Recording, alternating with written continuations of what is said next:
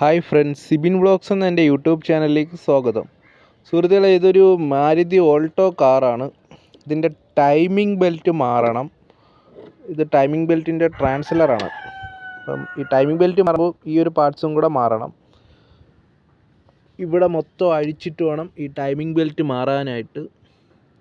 എന്തായാലും ഒരു 3-4 മണിക്കൂറത്തെ പണിയുണ്ട് ടൈമിംഗ് ബെൽറ്റ് മാറാനായിട്ട്. ഇത് നല്ല പുതിയ ബെൽറ്റാണ്, ഭയങ്കര കട്ടിയാണ്.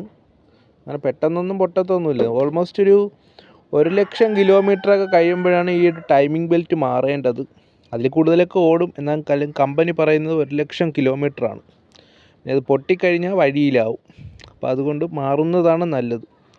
നിങ്ങളുടെ വണ്ടിയിലൊക്കെ എത്ര കിലോമീറ്റർ ആയിട്ടുണ്ടോ നോക്കുക. 1,00,000 കിലോമീറ്ററൊക്കെയാണ് മാരുതിയുടെ വണ്ടിയിലൊക്കെ. 1,00,000 കിലോമീറ്ററാണ് കമ്പനി പറയുന്നത്. ചില വണ്ടിയൊക്കെ ടൈമിംഗ് ചെയിനാണ് വരുന്നത്. ഡീസൽ വണ്ടിക്കൊക്കെ ടൈമിംഗ് ചെയിനാണ് വരുന്നത്. അത് പൊട്ടത്തൊന്നുമില്ല, പിന്നെ കുറേ കാലം കഴിയുമ്പോൾ അത് പൊട്ടും. എന്തായാലും 1,00,000 കിലോമീറ്ററൊക്കെ മാക്സിമം ഓടും. അപ്പോൾ ഇതിപ്പോൾ പൊട്ടിയിട്ടില്ല. എന്തായാലും അതങ്ങ് മാറാമെന്ന് വിചാരിച്ചു. ഇത് കണ്ടോ? ഓക്കെ, ശരി, താങ്ക്സ്.